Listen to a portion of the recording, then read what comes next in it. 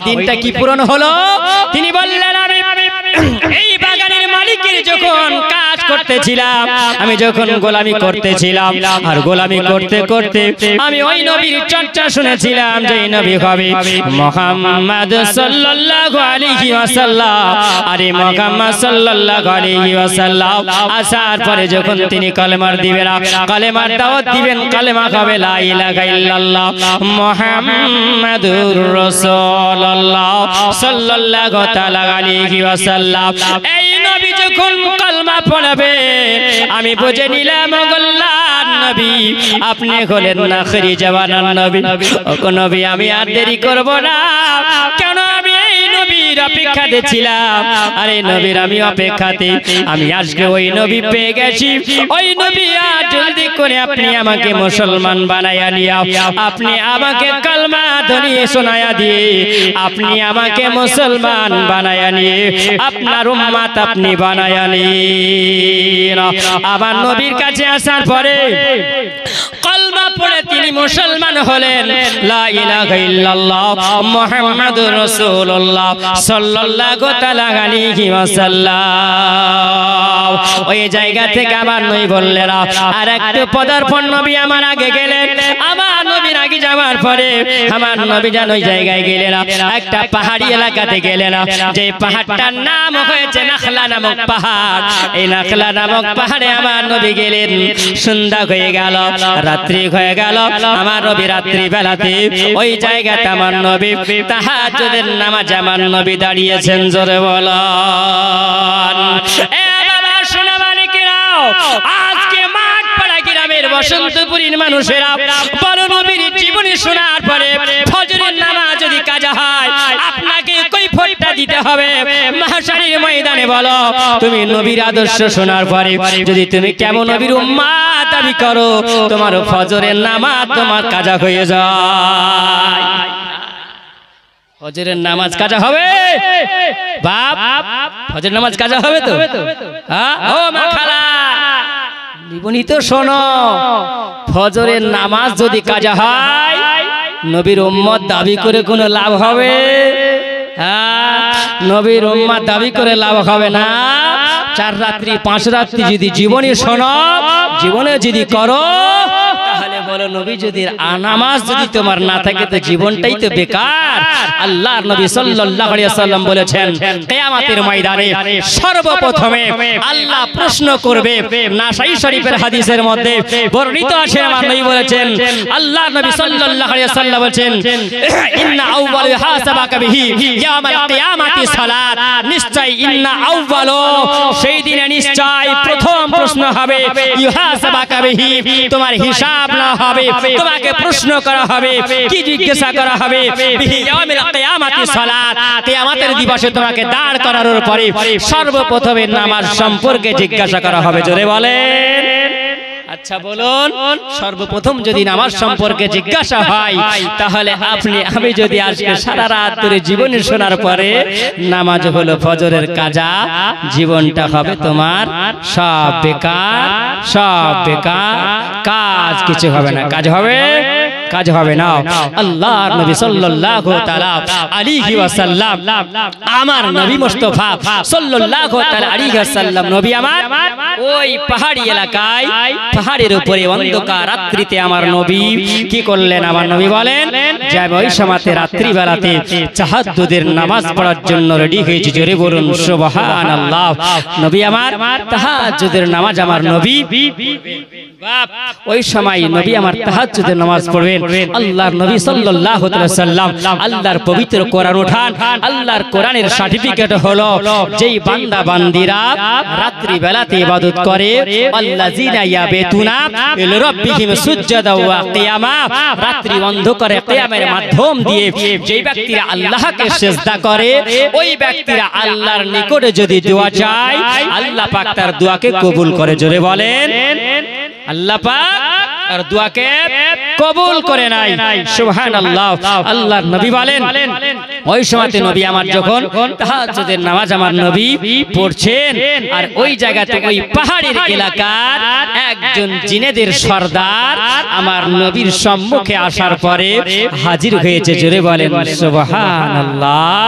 নবীর সম্মুখে এসে যখন হাজির, আল্লাহর নবী নামাজ সমাপ্ত করলেন।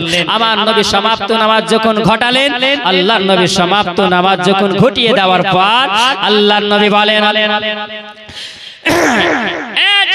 সরদার তুমি বলো, তুমি এখানে কি বলতে চাও বলো। তিনি বলেন ইয়া রাসূলুল্লাহ, ইয়া হাবিবাল্লাহ, নবী গো আপনার কাছে এসে হাজির হয়েছি নবী গো, এই জন্য আমি নবী এসে হাজির হয়েছি, আপনার কাছে এসে হাজির হয়েছি ইয়া রাসূলুল্লাহ, ইয়া হাবিবাল্লাহ, নবী গো ও নবী আপনি জলদি করে আমাকে কালেমা পড়াইয়া মুসলমান বানায়া নিন। জোরে বলুন সুবহানাল্লাহ। আল্লাহর নবী বলেন এ জিন তুমি বলো আমি যে নবী তুমি কেমন করে জানতে পারলে, তুমি কেমন করে জানতে পারলে বলো। তিনি বলেন ইয়া রাসূলুল্লাহ, ইয়া হাবিবাল্লাহ, নবী গো আপনি যখন তায়েফ নগরে ইসলামের যখন আপনি দাওয়াত দিতে যান, কালেমার দাওয়াত যখন দিতে যান নবী গো, আপনি ওই সময়তে আপনার যদি আমরা হুকুম পেতাম নবী আপনি কলেমা পড়ায়া মুসলমান বানায়া নেন।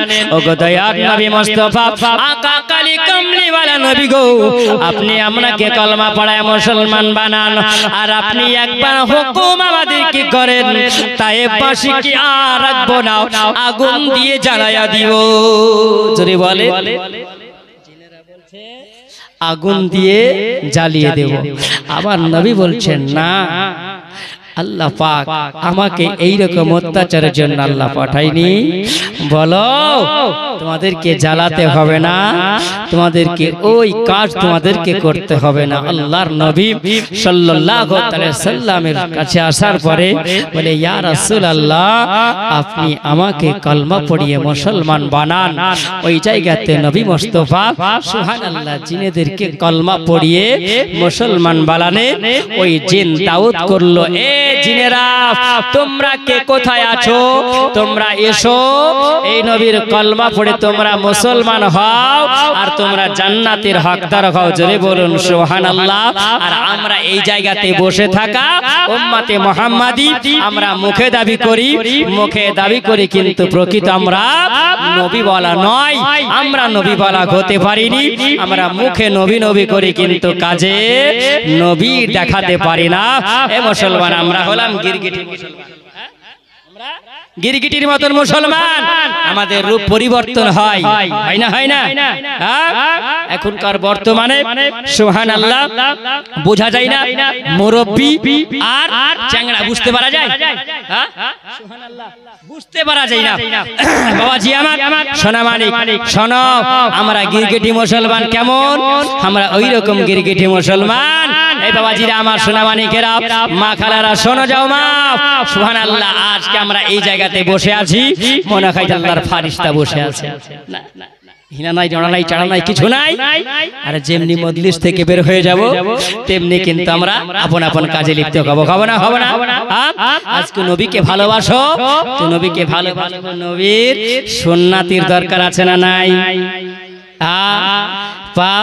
নবীর সুন্নতি রাখতে পারি তো আমরা, আর এখন সুন্নতি রাখার মধ্যে হিচিং কিচিং বুঝলে বলিয়ে কেমন ধরনের যুবকরা দেখবেন চুল কেটেছে তো মুরুগের মতন খাড়া, এটা ল্যাজ থাকে না মুরুগের, দেখবেন যুবকের এইরকম আছে না নাই?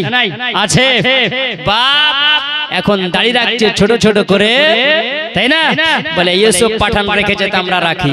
আচ্ছা বল ইউসুফ পাঠানকে বন্ধু বানালে বন্ধু হবে? আরে যাকে বন্ধু বানার তাকে তুমি বন্ধু বানাতে পারো না, যিনি হবেন তোমার কবরের সাথী, হাসরের সাথী, মিজানের সাথী, ফুলসিরাতের সাথী, যার সুপারিশে তুমি হবে জান্নাতি। জোরে বলেন সুবহানাল্লাহ। বাপ আজকে তাকে আমরা বন্ধু বানাতে পারলাম না, আজকে যে বন্ধু কাজে আসবে না সেই বন্ধুকে নিয়ে কিন্তু আমরা দুনিয়ার মাতামাতি করতে আরম্ভ করেছি। ওগো মা আজকে তুমি যার জন্য সুবহানাল্লাহ তোমাকে সম্মানিত করা হয়েছে, নবীর জন্য তুমি সম্মানিত বানানো হয়েছে, তোমরা হবে ফাতেমাতুজ জাহরার সঙ্গে জান্নাতি। জোরে বলেন সুবহানাল্লাহ। আজকে যেমন ভাবে তোমরা জলসার মাহফিলে এসে বসেছো, সুন্দর পর্দা করে বসে আছো। মা জননী, যদি আজকে তুমি এই রকম পর্দা করে যত জীবদ্দশায় তুমি যদি বেঁচে থাকতে পারো, পর্দা করে রাস্তা দিয়ে তুমি বের হতে পারো, জলসা যেমনি শেষ তেমনি তোর পর্দা আলমারিতে ঢুকে গেল। হবে জান্নাতি হওয়া যাবে। আজকে যেমন ফারিস্তাদের মতন করে বসে আছো, মা যেমন ভাবে তুমি পরদানিনী হয়ে আছো, ওই রকম ভাবে সারা জীবন যদি তুমি জীবন তৈরি যদি করতে পারো, আমার ফাতিমাতুজ জাহরার সঙ্গে অবশ্যই তোমরা জান্নাতি হতে পারবে। জোরে বলুন সুবহানাল্লাহ। একবার দুরুদে পাক পড়েন, আল্লাহুম্মা সাইয়্যিদিনা মাওলানা মুহাম্মাদ ওয়া আলা আলি সাইয়্যিদিনা মাওলানা মুহাম্মাদ সাল্লাল্লাহু আলা মুহাম্মাদিন সাল্লাল্লাহু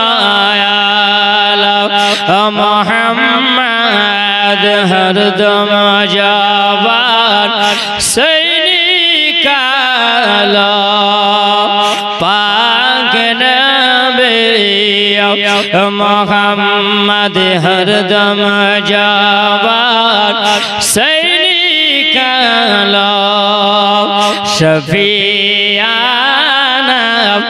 মুহাম্মাদ সাল্লাল্লাহু তাআলা আলাইহি ওয়াসাল্লাম।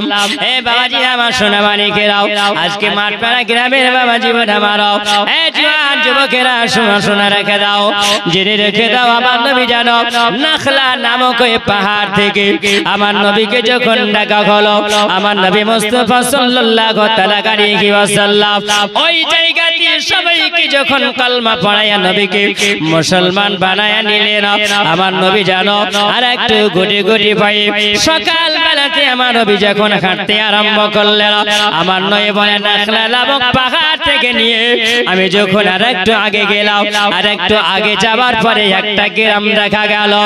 ওই গ্রামের একজন সর্দার আছে, ওই সর্দারকে যদি কালমার দাওয়াত দেওয়া যায়, আর কালমা যদি পড়ে নাই, আর কালমা যদি তারা পড়ে নাই, আমার নবী বলেন ওগো আল্লাহ, আমি তায়েব দেশের আঘাতে দুঃখ কষ্ট আমি নবী ভুলে যাব। জোরে বলো আমার নবীর কত আদর্শ দেখো, আমার উম্মতি দরদি নবী গো, আমার নবী যখন আগে যায়, আমার নবী বলেন যায়েদ রে, এই জায়গাতে কালেমার দাওয়াত দিতে হবে। আমার নবী বলেন ইয়া রাসূলুল্লাহ, ইয়া হাবিবাল্লাহ, নবী গো আপনার শরীর থেকে নবী এখনো তায়েববাসীদের আঘাতের কষ্ট দুঃখ দূর হয়নি নবী গো। গো নবী আপনি আবার কালেমার দাওয়াত দিবেন। আমার নবী বলেন যায় ওই মানুষের যতক্ষণ পর্যন্ত কালেমা না পড়ে আমি নবী শান্তি আমি নবী পাই না। ইহরে উম্মতি দরদি নবী আমার নবী বলেন আগে গেলা যাওয়ার পরে ওই জায়গাতে জানো কালেমার দাওয়াত দেওয়া হলো। আমার নবীর কাছে যেন একজন ব্যক্তি আসলেন, আসার পরে জানতে আসেন আপনার নামটা আপনি বলুন। তিনি বললেন আমার নাম হলো মুহাম্মদ সাল্লাল্লাহু আলাইহি ওয়াসাল্লাম, আমার আব্বার নাম হলো আব্দুল্লাহ, মায়ের নাম হলো আমিনা, মক্কা নগরে জন্ম হয়েছে। আমার দাদুর নাম হলো আব্দুল মুতাল্লিব। চিমনি পালা তেমনি যেন আমার নবীকে সমর্থন জানানো হলো, আমার নবীকে সম্বোধন করানো হলো, আমার নবীকে স্যালুট জানানো হলো। আমার নবীকে যেমনি স্যালুট জানানো, আমার নবীকে যেমনি সম্মান করা, ওই ব্যক্তিটা বলেন মুহাম্মদ আল্লাহ কি সত্যি আপনাকে নবী করে আল্লাহ পৃথিবীতে পাঠিয়েছেন? যেমনি বলো আমার নবীকে পরীক্ষা করবে না। আমার নবী বললেন পরীক্ষা করার আগে ওই জায়গাতে জানো আমার নবীকে পরীক্ষা করবে না। আমার নবী বলেন এ বাবা তুমি কি জানো আমাকে পরীক্ষা করবে? আমি তোমার বাপের দাদুর 14 গোষ্ঠীর নাম সবার বলে দিতে পারবো। জোরে বলো